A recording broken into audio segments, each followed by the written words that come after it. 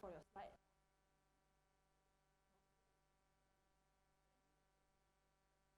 Oh.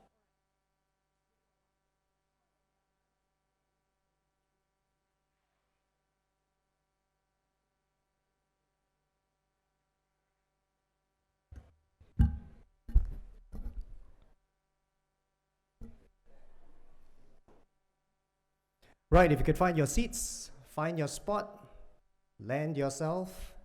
We're having a slight, we got to set some stuff up on the technical side for the presentations.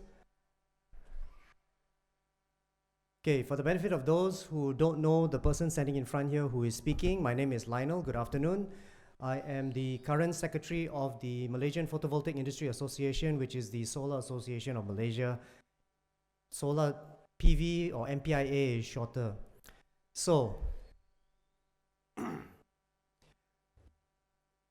thank you for spending your time here with us this afternoon. We will try and make this as casual and as chatty as possible because it's always easier that way. First thing. Second thing is, if you have questions, please try and keep them to the end. I will be moderating a very simple Q&A session after this. And if it's possible, I don't want to be the one asking the questions. It'll be much better if you guys can, of other questions come to mind, that you actually come forward and be able to bring up these topics. Hang on. Are we good?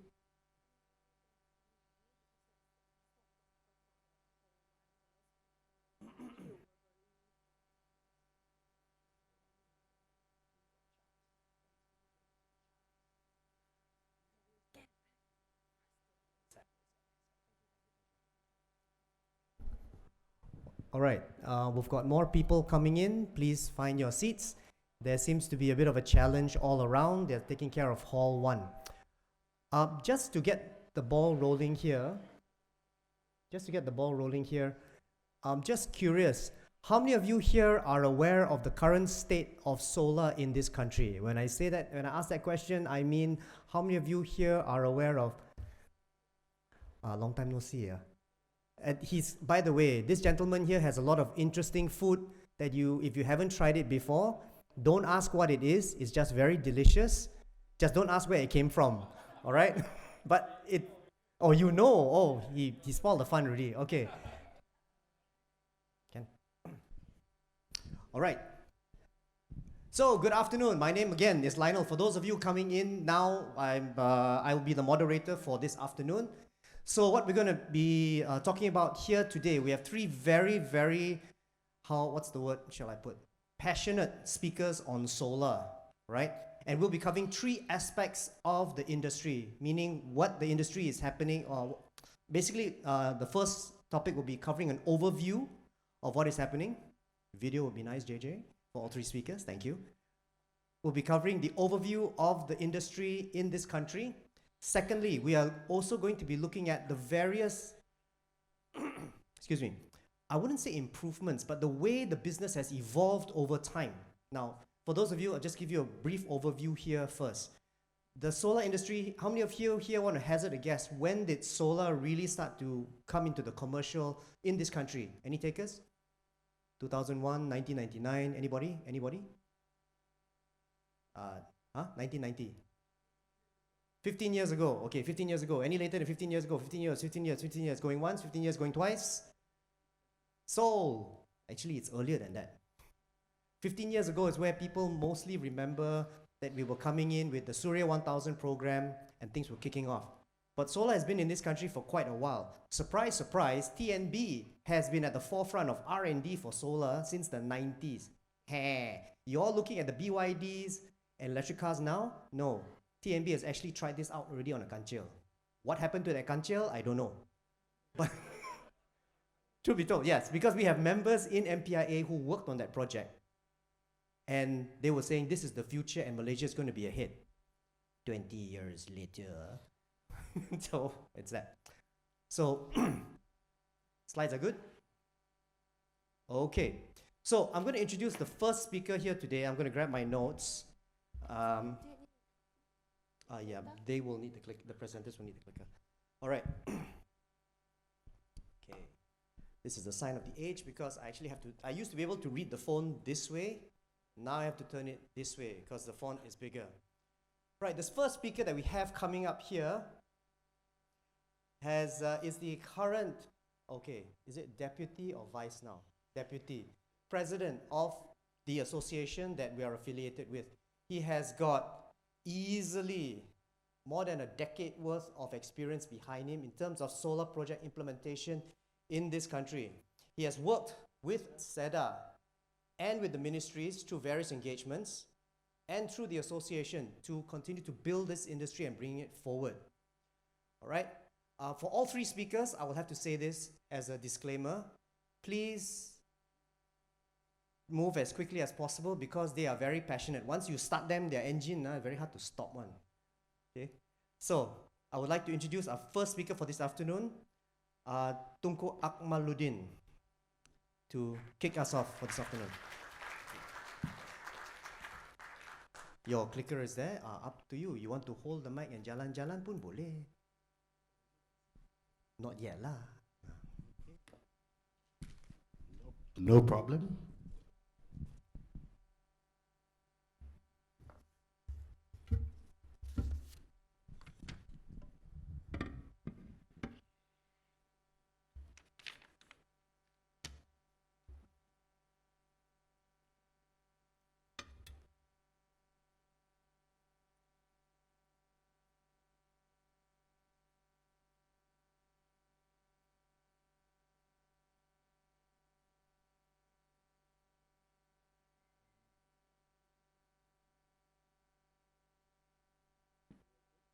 Yep.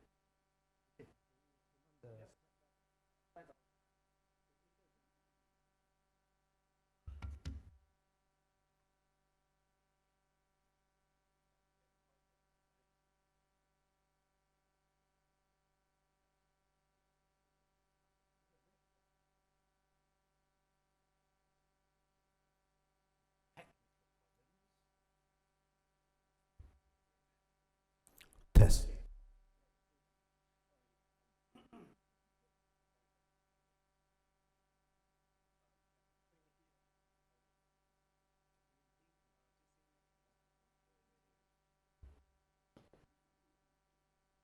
Next.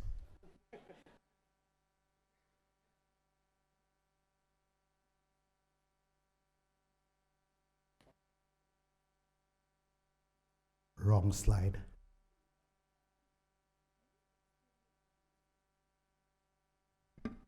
Two mics. Okay.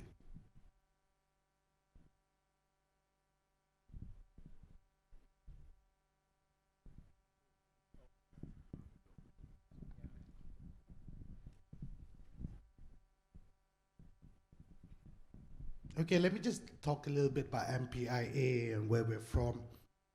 It's a 160 member association now. When I started, it was 100 only. So it's gone up 60%.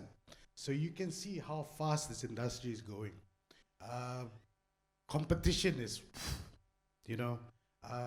insurance companies are coming in, Petronas has come in, all the big boys are coming into our association now.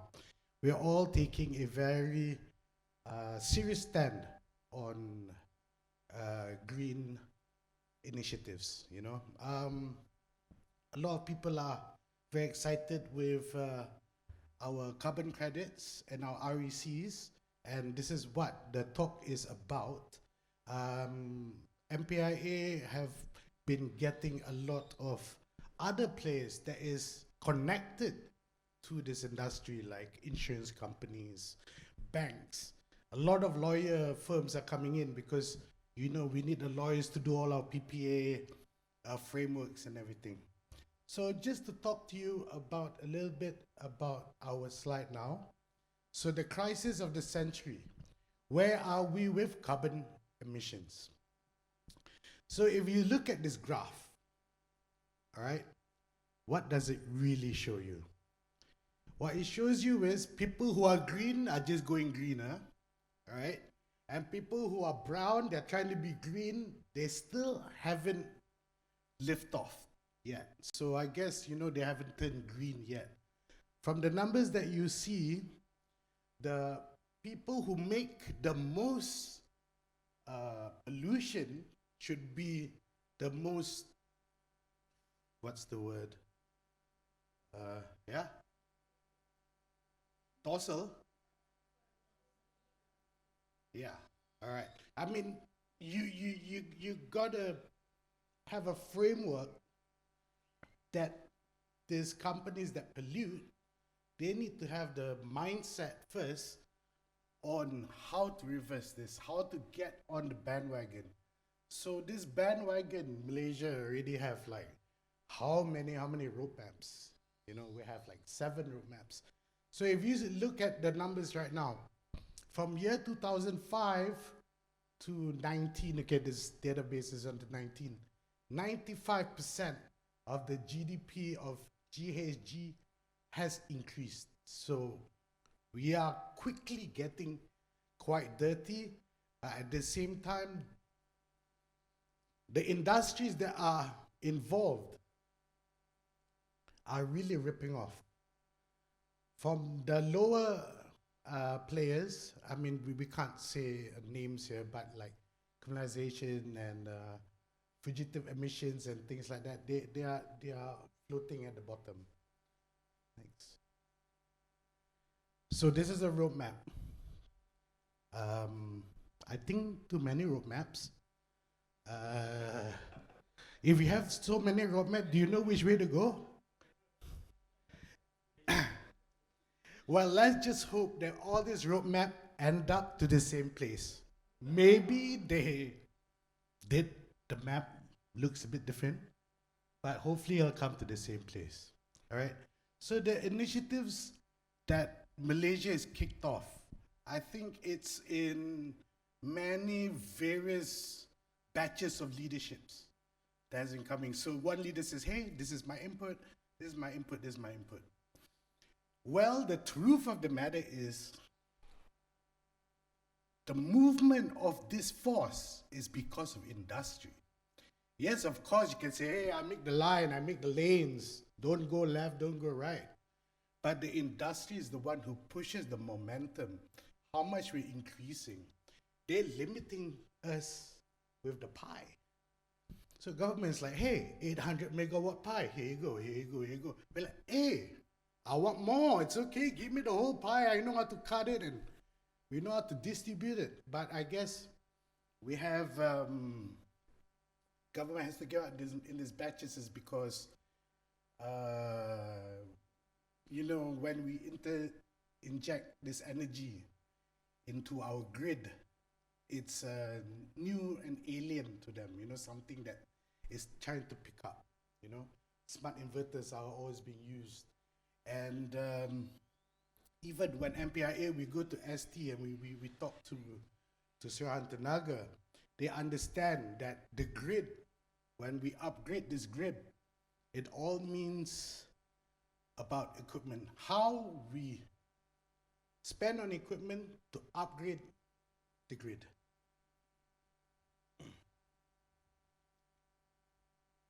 Okay.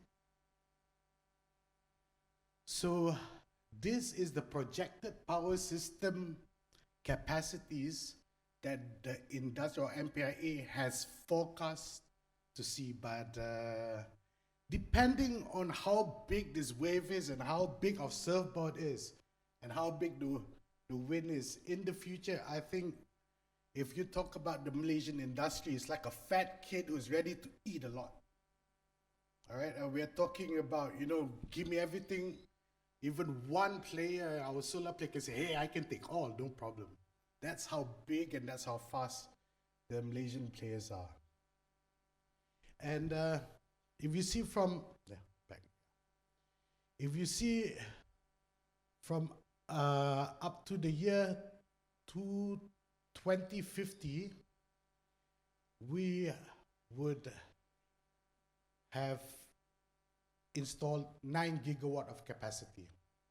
And we still have 95% untapped market. We're talking about rooftops are still empty. I'm a rooftop guy. I don't do on the ground. I believe, you know, ground is, I mean, I'll eventually do it, but our earth here is so valuable. You know, we're like, if you compare Borneo and Peninsula, it's very different.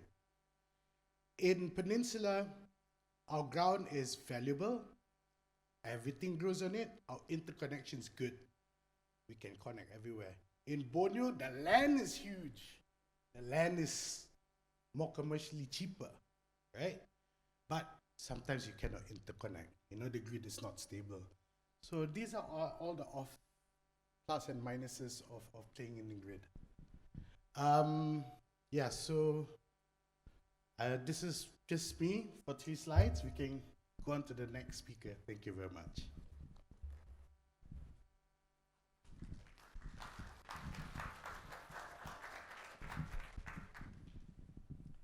Right. Yes, you can see that he exercised a lot of restraint, because if you let him loose, he would have talked for another half an hour, which is quite hazardous. So the next speaker we have, so a lot of these things, right, is to trigger a lot of the thoughts that you may have.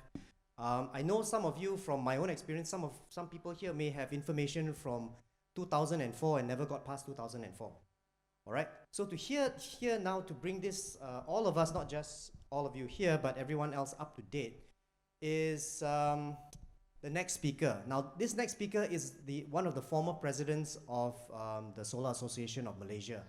He has, again, more than a decade worth of experience here, and he has taken his company from humble beginnings to a very different status here today. He has always spent time building the industry, sometimes at the detriment of his own company, which is now smiling because he cannot ketuk by his paper. Say, hey, you working for who now? All right. So again, this gentleman is very passionate about what he does, and he sees it as a way and opportunity, a catalyst really, to build and to push not just our industry forward, but it is a way, from what Tunku has already mentioned, there's a lot out there to be used, and this is a way for us to actually expand and be a catalyst for economic growth and to bring things forward. So the next speaker I would like to introduce to is Mr. Chin Su Mao. I invite you up here, please. Thanks, Lionel. So I have how many minutes? Dangerous if people ask. 10? Okay, I try to finish it within the period. Okay, sure. Thanks. Can I have a slide? Yeah, this is, I think, just now Professor Anthony always say money. Whatever business came in is always money. So solar, when solar is started many years ago, as 1975, the first use commercialized the solar modules, and it's not come into the financially viable because the cost is very expensive. That time you can see is over $100 per watt. Okay, and it start. You can see after basically after 2011, price start to drop is due to okay, actually it's 2003. You can see 2003 2003 when first FIT be introduced in Germany. So the world first country introduced FIT is in Germany in the year 2003. So that time the price start dropping a bit and then go up, and then in the year I think this shop is probably come to about 2007, 2008, then we start dropping. So but in the year Malaysia, our industry start probably in the year 2007, if I'm not mistaken. MPIA established in 2007. 2007. So 2000, when we start our first Surya 1000 in the year 2006 or 2007, something like that. Then in 2012, we introduced FIT in Malaysia. So you can see in around 2010, the panel efficiency is still around 10%. But today, the panel efficiency is already come to about 23%. So meaning that it's the same size of panel last time, basically same like today, but the power is already go up more than one time. Okay, so the price in a year 2010, around 2010 is about $2 per watt, and today is less than 20 cents US dollar per watt. So, Professor Anthony, if you invest a new system, your return will be expecting around 5 years or below. Okay. Okay, come next. Just now, Tunku Ama already shared that we have so many roadmap, solar roadmap, national energy transition roadmap. Okay, so to me, basically for electricity energy transition, basically based on, it have to be based on 4 keyword I'm not putting here, is have to be from the non-RE to RE, first one. For energy transition, basically to me, you have to base on 4 keyword. One is from non-RE to RE. Second is from centralized generation to decentralized generation. And the third one, battery energy storage have to come into the picture. And then after that, with all those in place, you have to go into the smart grid. And the sub-product for smart grid will be P2P trading, P2P energy trading, wholesale electricity trading platform, third-party access, and then dynamic tariff. So this is to be the entire electricity energy transition. Yes. So because when you, for outsider, when you read the whole energy transition plan, you might be here and there, but basically it's a 4-point. Okay. Okay, Lionel asked me to stand here. He said, look more handsome. Okay, so this is a conventional grid. Basically, it's from upstream to downstream. As everybody know, we have IPP, and then we go from IPP generation, we go into the transmission line. From the transmission line, we go to distribution network. Then from the distribution network, only go to your house, go to a factory, go to a commercial area, all those things. This is a very conventional and traditional way of power transmission and distribution. Okay, now, when you're doing that, meaning that first thing, lack of renewable energy is one of it, but it can be done on the upstream also, but it will not be a full capacity. Another one is this type of from upstream to downstream, basically the efficiency of the network transmission, also the distribution network will be very low. So in order to improve our transmission efficiency and also distribution efficiency, we need to do next. Okay. We need to do a distribution generation. So meaning that the generation is not on the upstream only, it also on the downstream. So when you have a generation of upstream and downstream, basically, theoretically, you already improve double the efficiency. Because it's the same network, you have a generation here and you have a generation here. So the capacity will improve 200%, theoretically. So, and of course, in order to further improve the efficiency, battery storage have to come into the picture.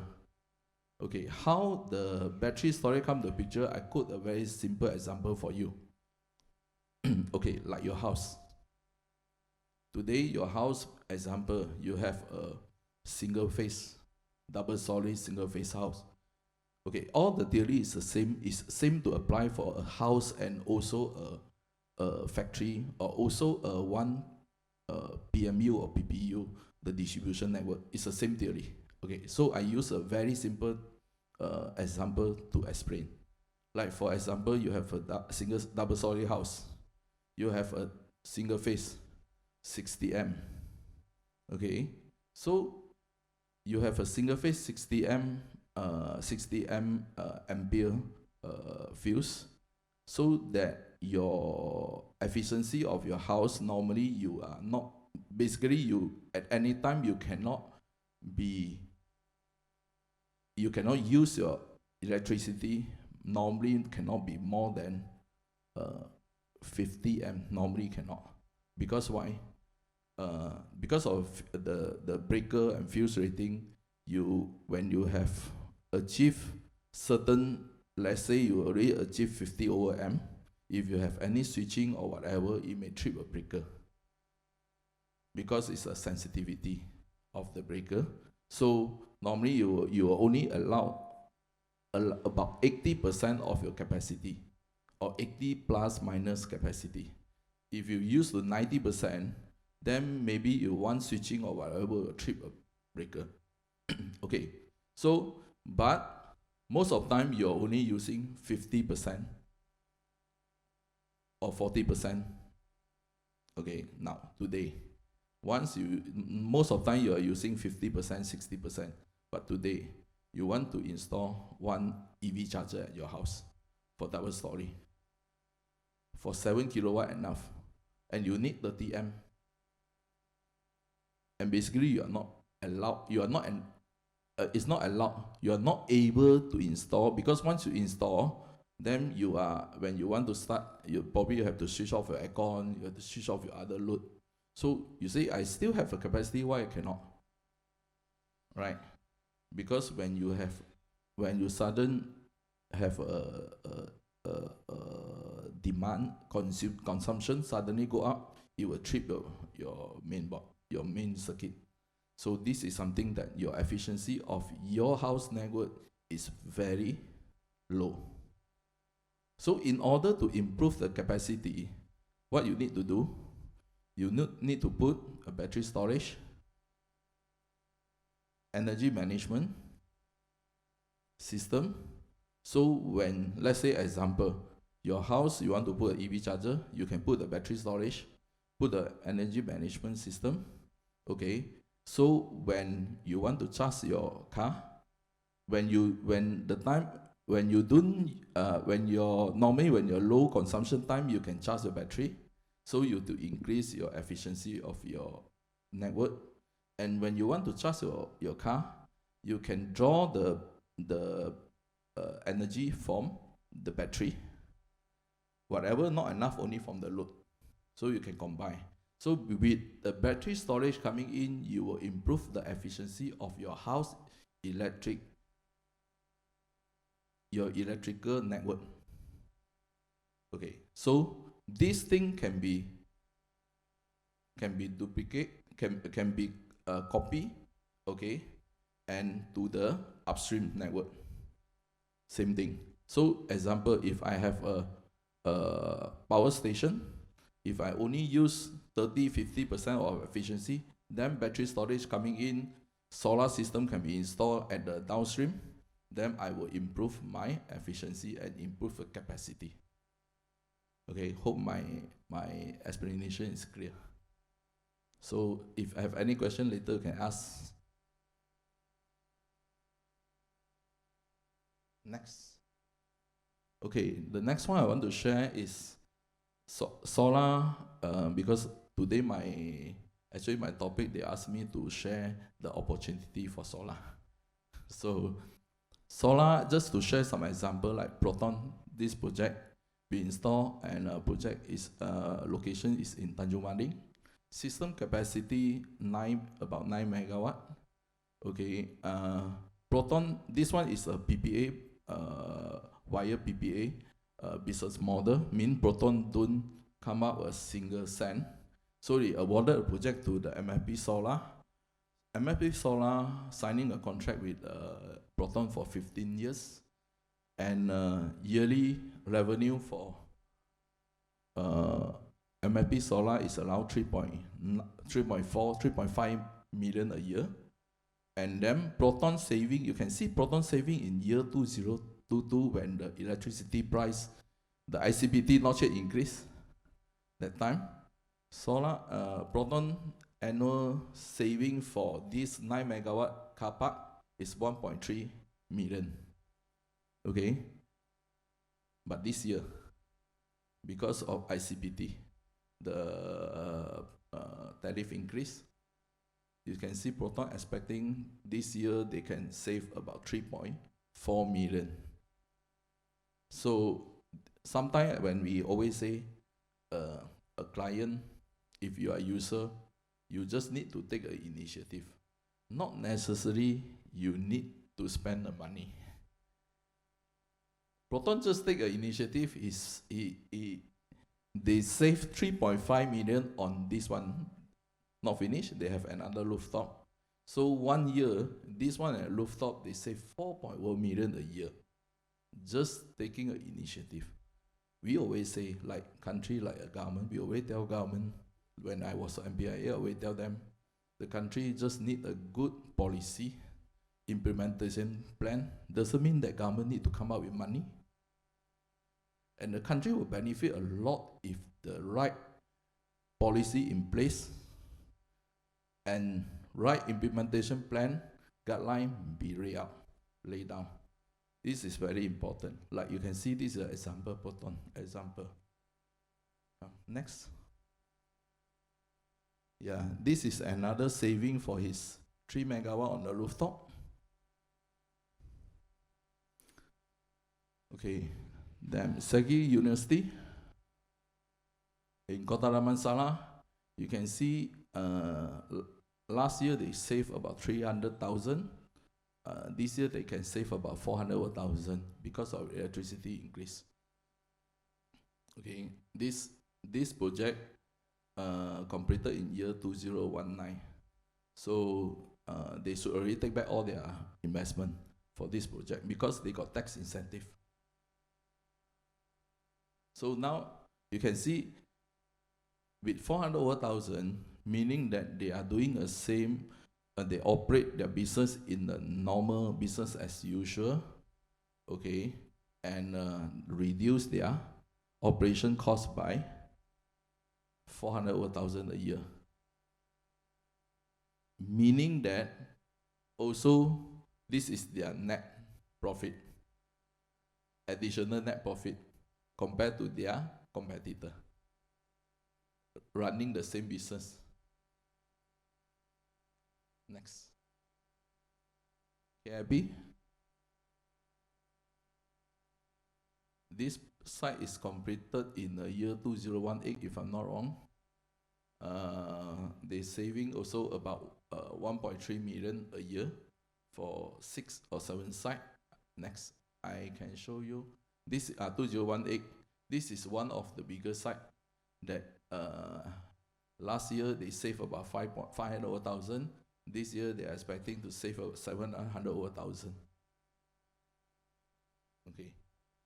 So you can just imagine like KIB, they already 2018, so this year complete, meaning that they already take back their return. Their payback is already, return on investment is already done. So meaning that from next year onward, their business, they will contribute additional 1.1 million of the profit to their business. Next. Next.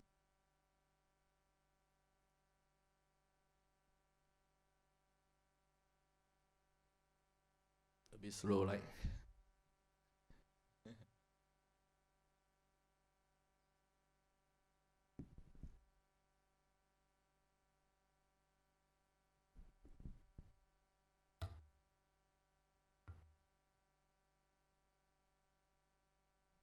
Yeah, it's okay. No problem, no problem. It's okay because all my slide is all the saving. So you can see just now all the saving. Whatever the slide, the next few slide also to show you the saving only is okay.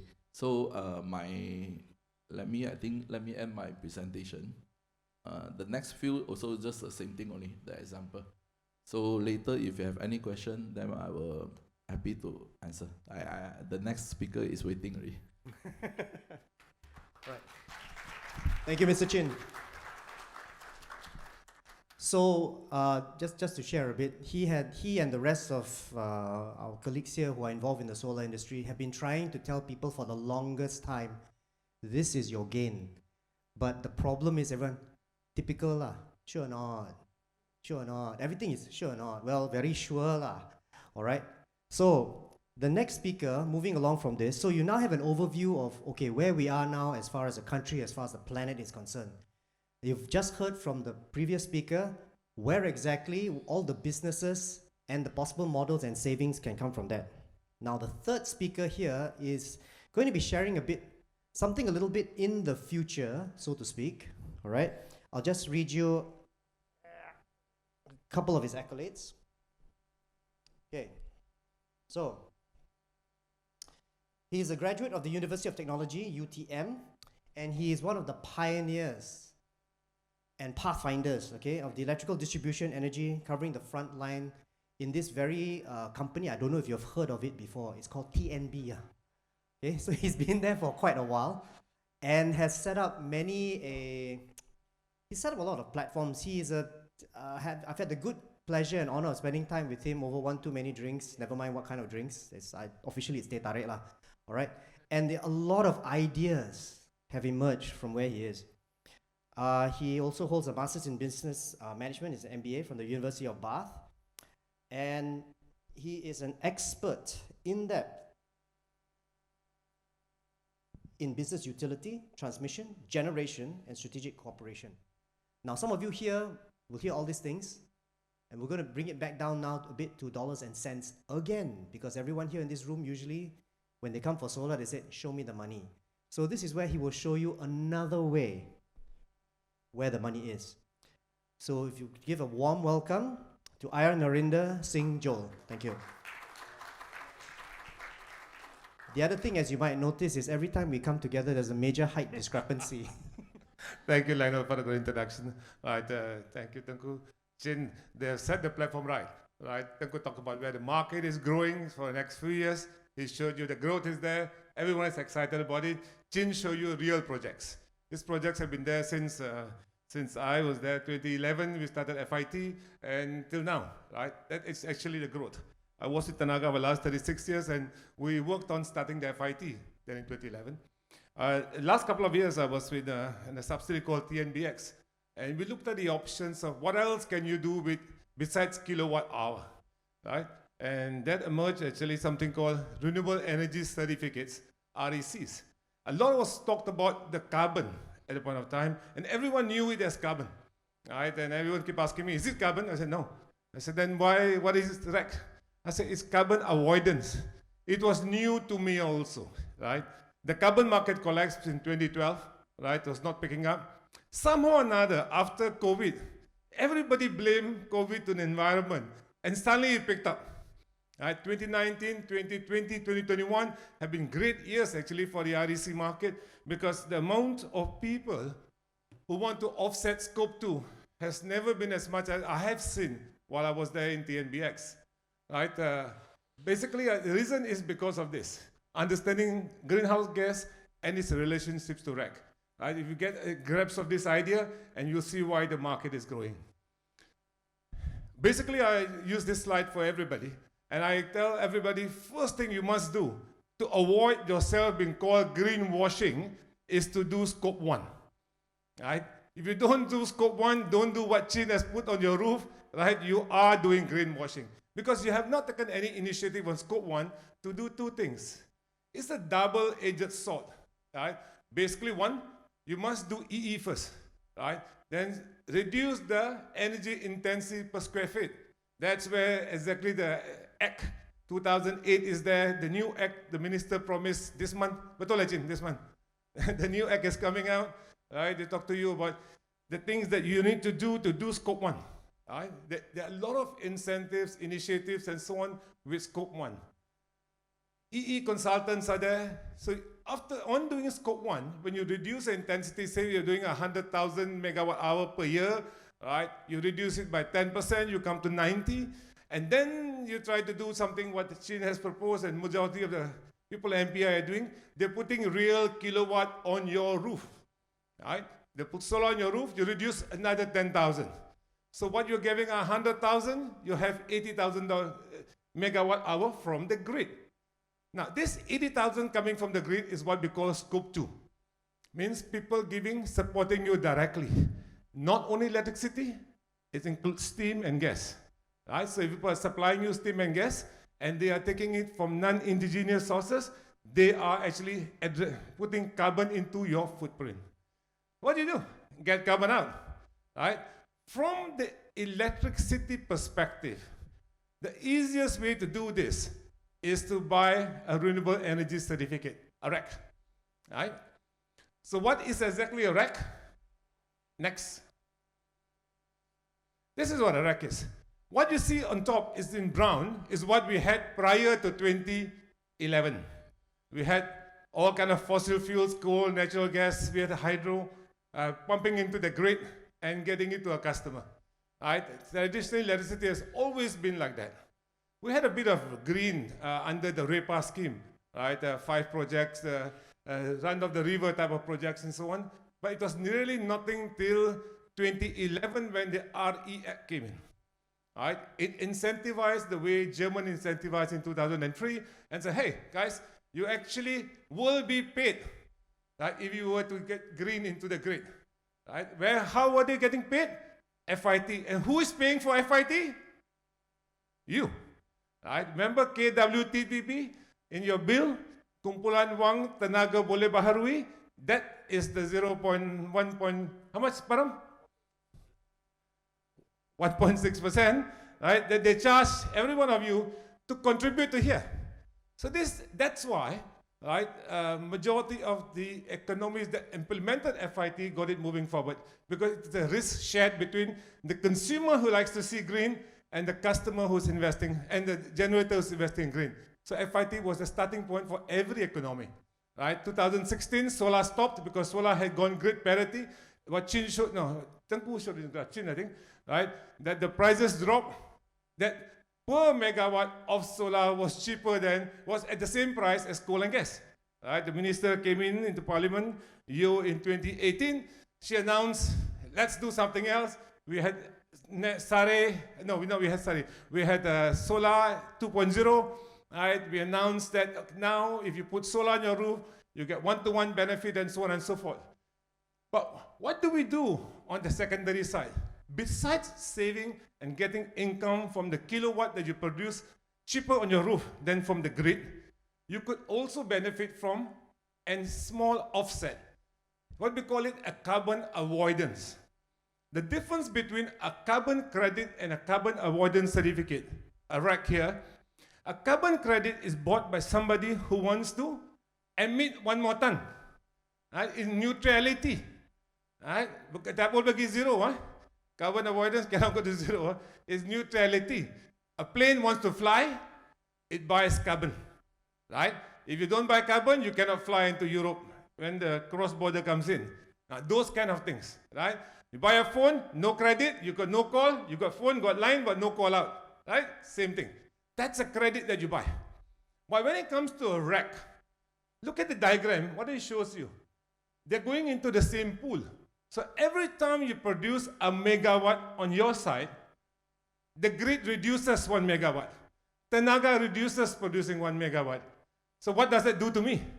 Okay, there is something called a grid emission factor. Right? It's produced by the government every 2 years. UNFCCC report, we submit 0.78 tons of CO2 for every megawatt produced at the grid. Okay? Every country has a different number. In Malaysia, we've got 3 grids. 0.78 tons is for Peninsula. 0.22 is for Sarawak. They're all green, isn't it? Where would Sabah be? Sabah is in between, 0.512, because they rejected coal. And we got 9 coal plants in Malaysia. So that's why our grid is actually not a very, very clean grid. We are not any far behind North Vietnam. South is quite green. Not far away from Indonesia Peninsula. That is the reason the government has its transition plan. Somebody was laughing to me because so many plans, so many books. Those were national energy policy, right? You need to have a plan to go forward. The NTR is a plan to go forward, right? While you have a policy in place, you don't have a plan, a direction to move forward. That is a direction, what you want to do. The implementation things that can be done, open the grid, and so on and so forth. Third-party access, those are the things that need to get it moving in a much faster way. So basically, when you have this, and these plants are generating on the DER, as Chin has mentioned, at distributed site, every time they produce 1 megawatt, we measure it and capture it with device, whether by the inverter, by a power meter, and we create a certificate. Right? For every megawatt, we create a certificate. Can anyone create a certificate? TNB tried. Right? We call it My Green Plus. Yeah, we call it My Green Plus then. Nobody bought. But the IREC, everyone bought. So in 2021, we decided to marry the two together, and today what you see, you call it GET, Green Energy Tariff. It's a marriage between a local MREC, a brand, plus IREC, a standard.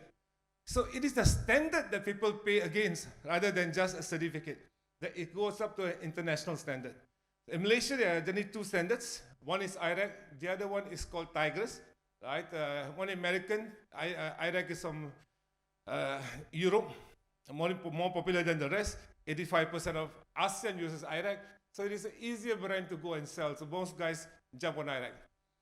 What we do is issue the certificate to the customer, right? How does the customer know how much he wants to buy? Very simple. He takes all his whole year bills from Tenaga in kilowatt, you divide by 1,000, you get megawatts, right? Now you decide how green you want to be. You say, I want to buy, you do 100,000 megawatt hours, and you say, I want to be 10%, then you just buy 10,000. You go and buy 10,000 racks. Who do you show this to? Not to the utility, definitely, right? Not to me. Your ESG auditors are the one who will look at it. So if you are doing some kind of a compliance ESG auditors, someone asked me, can I buy from Sarawak? I said, you can buy from anywhere. I can give you Vietnamese ones. But what does your ESG report do? Write what you do what you write. ISO, right? If you write that in part of your ESG compliance, then that's exactly what you should be doing. Right? So if your ESG, you're not RE100, you said, I want to buy green. I'm selling some from Sabah myself. Right? I sell from Sabah, I sell from Vietnam, I got Indonesian. But it is more dependent on the buyer than the seller. The seller is just producing into the system because he's getting paid by kilowatt hour. And he's producing green. It is measured. It is managed by an international standard. And that's it. It's available. It can be transferred because this is actually on the cloud. But what does your standard do? I work with Intel. Intel says nothing more than 20 megawatt of hydro and not even bounded. It must be run of the river. So each company has its own way of defining environment, right? Especially related to energy sector of it, right? Last slide. What do? You require Malaysian regs, right? Go ahead. 1, unbundled regs. This started in 2019, right? No, it's 2011 actually. FIT, Celco, Rooftop, and so on. You can buy them. They're priced between $2 to $5, and you can just get those regs, right?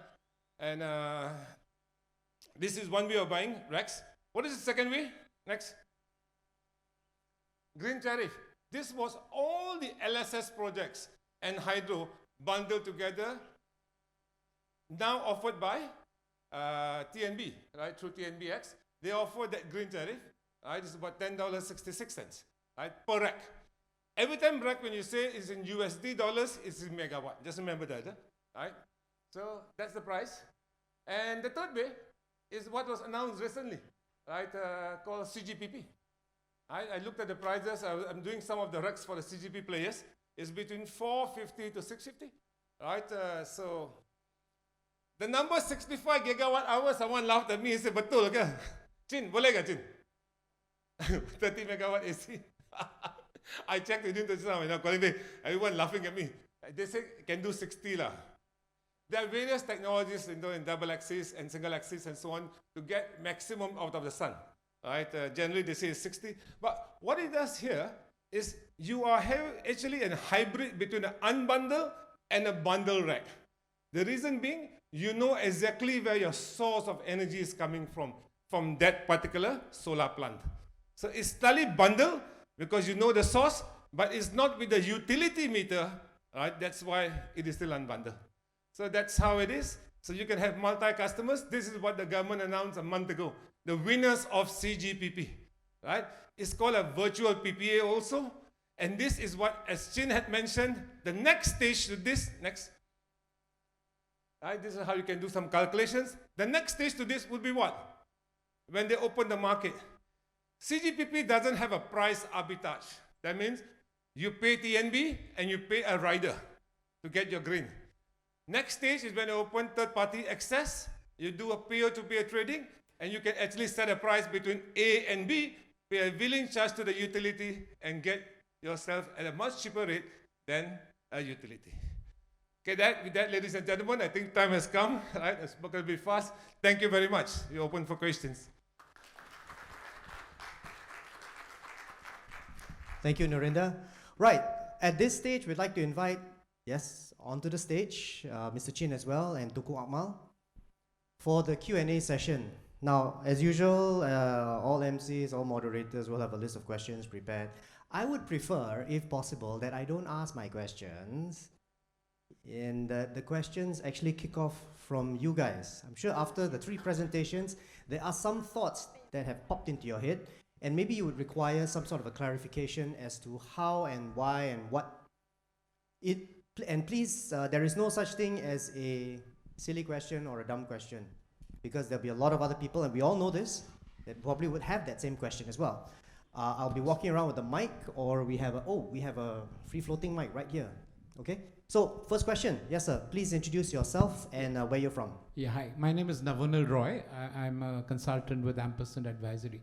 I've got 2 quick questions. One is, a lot of the savings that you showed is actually potential loss of revenue for Tenaga.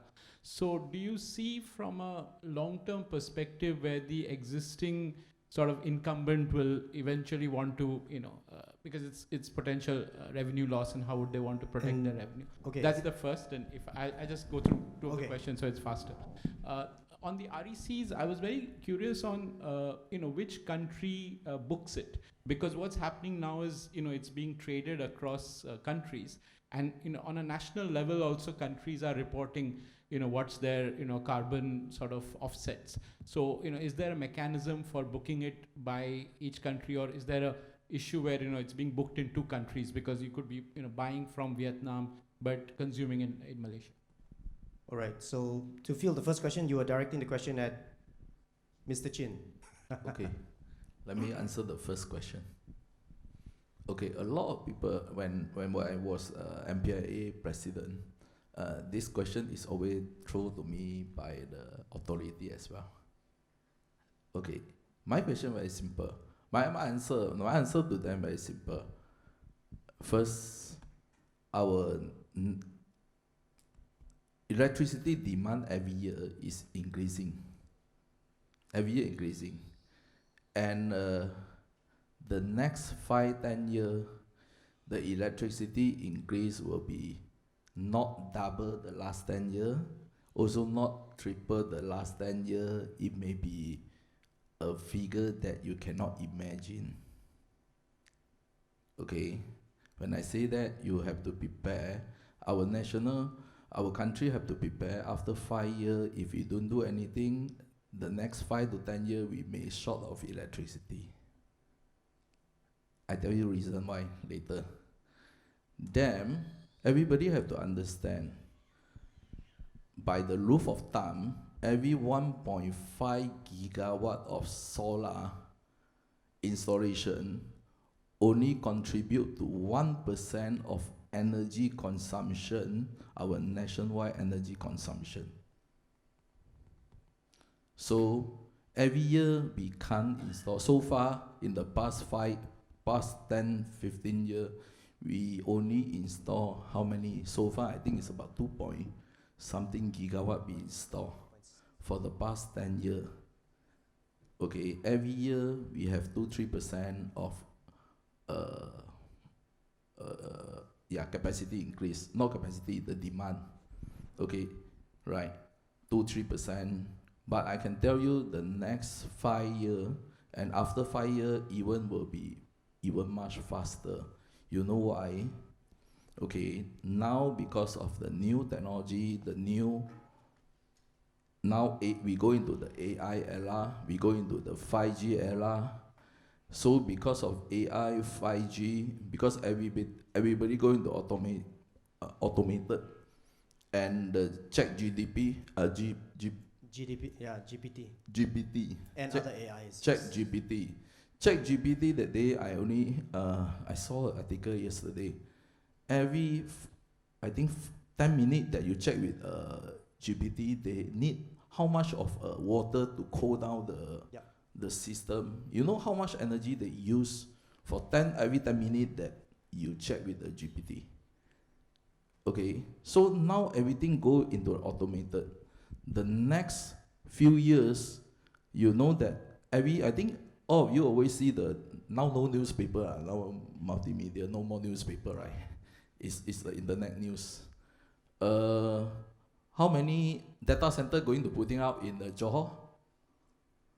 Every data center they are talking about how many? 500 megawatt, 300 megawatt, 200 megawatt. Guy, do you know that Malaysia, our maximum demand is only how many gigawatt for Peninsula? We only 19 point something maximum gigawatt. Now all the data center to put in all, it can become to how many gigawatt? Damn. Do you know that if 10% of our vehicle turn into the EV, do you know how many gigawatt we require extra? Gigawatt required? If 10% enough. Let's say we have a 10 million of vehicle on the road, 10% go into the EV is 1 million.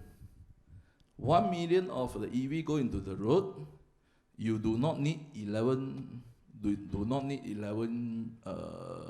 kilowatt of chargers, just 7 kilowatt of charger, you need 7 gigawatt.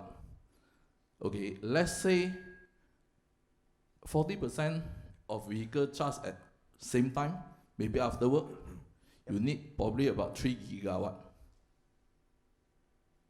3 gigawatt is to 19 point something, is almost come to 20%. That is 10% of vehicle turn into the EV.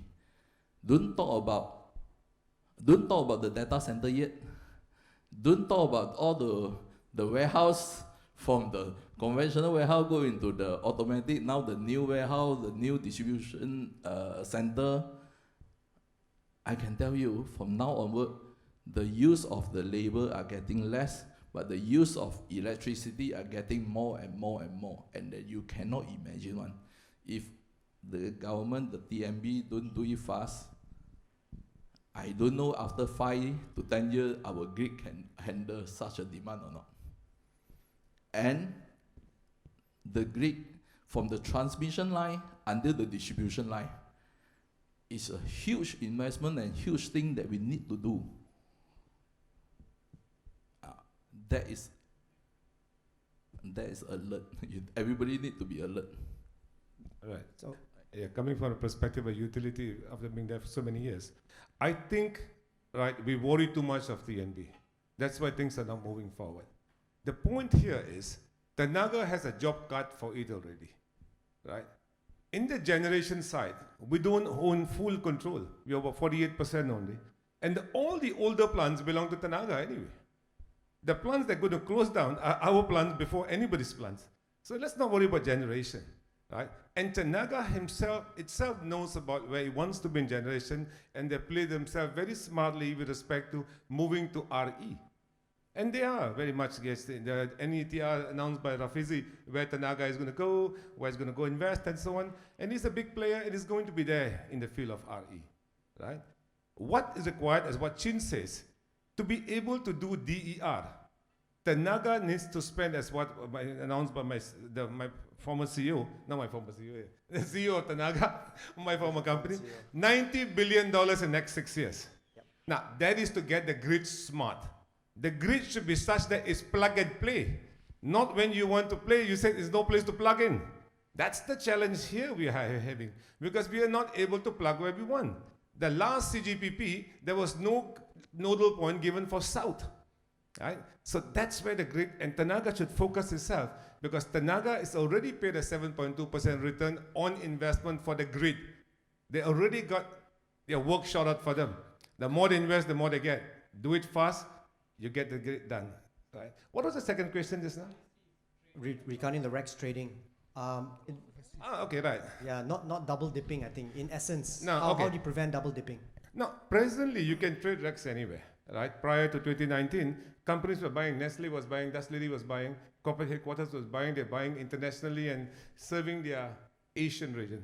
As of 2019, we had Malaysian REX, so they started buying Malaysian REX. So the trends will change, right? What we are trying to do, I'm also part of a group now in ASEAN Center of Energy.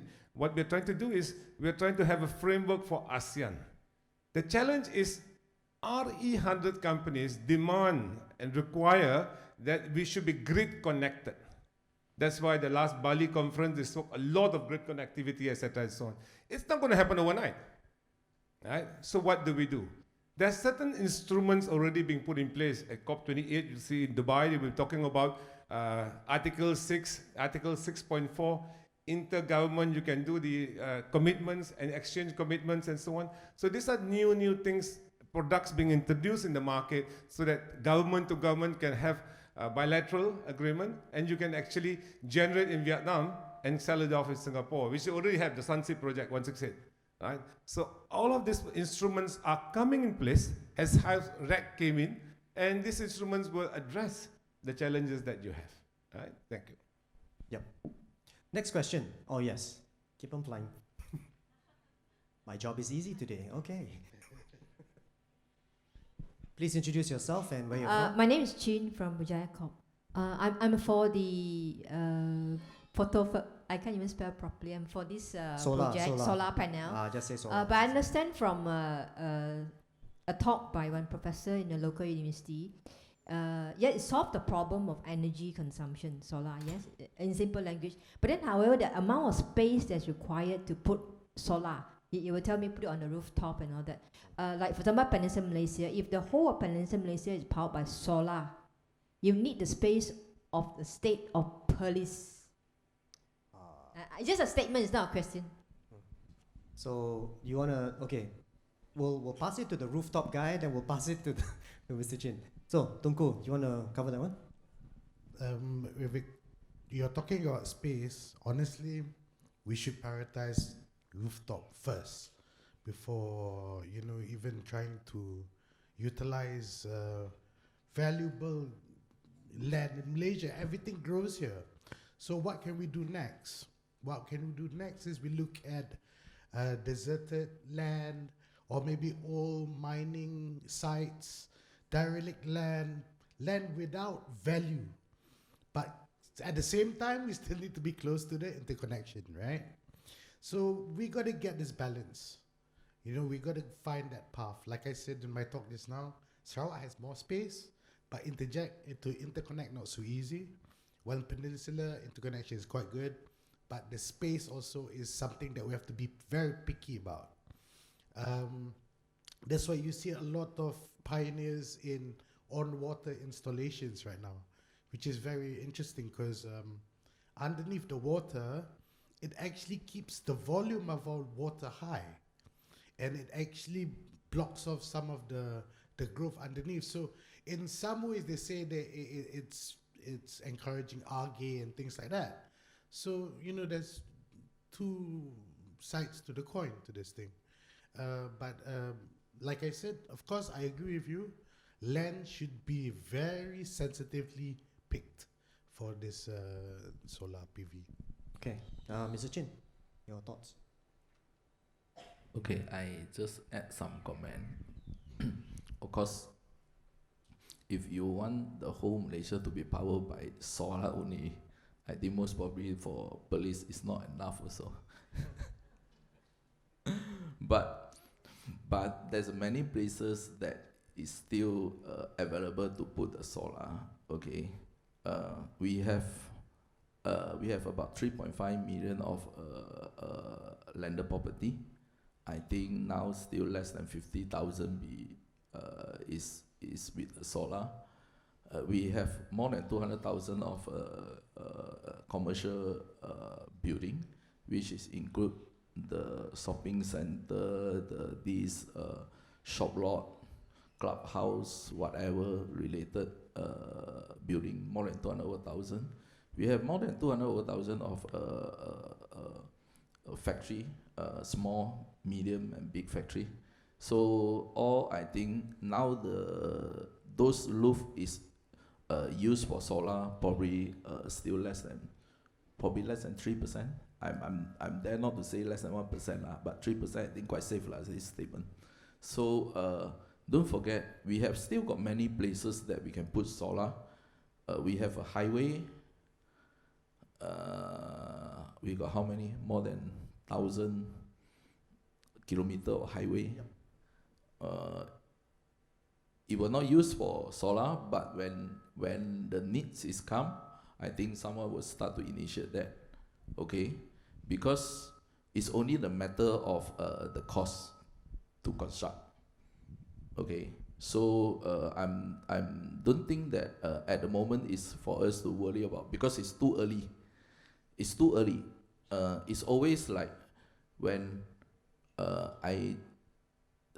a lot of technical questions sometimes is too early for us to worry, because it's just a beginning. You can start after come to certain stage, then you start to think about that. So this is something for solar is like this. Solar is always a timing, and then in order to because we still have a lot of space, a lot of area. Now a lot of people worry about not enough space to put solar farm. Not necessarily must be solar farm. Okay, solar farm is one type of the solar. It's not necessarily must be solar farm. Okay, been given a time check just now. So who's the lucky last person to ask a question? And with that, we'll have to call it. Nobody. Yes, no, going once, going twice. All right. So first of all, can we give a round of applause to our three gentlemen on stage? Conversations like this are always very hard, a bit difficult to squeeze into a very short period of time. So you know these faces, you've seen them. I know some of you have taken pictures already, so you can hijack them on the way in, on the way out, and usually they get hijacked on the way out also lah. All right. So food for thought. Where we are now, as far as solar is concerned in this country, we are positioned extremely well. From the position of RECs, from the position of the ability to install last mile, going into any size, any type of installation. So I want to leave you this thought. I was going to ask another question to these three gentlemen, but I will not say that, because some of you here might be thinking, yeah, but what about hydrogen? Too far away. Comes back to Mr. Chin's statement about it's not there yet, so let's not worry about it. I was sitting in on the Global Solar Council last night, which runs across from Brazil, all across the North American continent, into Europe, into Asia, and all the rest of it. Everyone is talking about hydrogen. But by the same token, if you look at it carefully, why and why now? No need lah. I don't want to say, otherwise I get into trouble and get cancelled. Okay, so you all think about that lah. Why hydrogen? Okay, so one more time, ladies and gentlemen, thank you so much for your attention. Thank you so much for spending this afternoon here with us. And another round of applause for our three speakers, please. Okay. Are you going to hijack them for a photo on stage? Okay, photo. Okay, don't run away yet. Picture. Hey, Nirinder. Your picture. I just said I'm not standing next to you, that's all.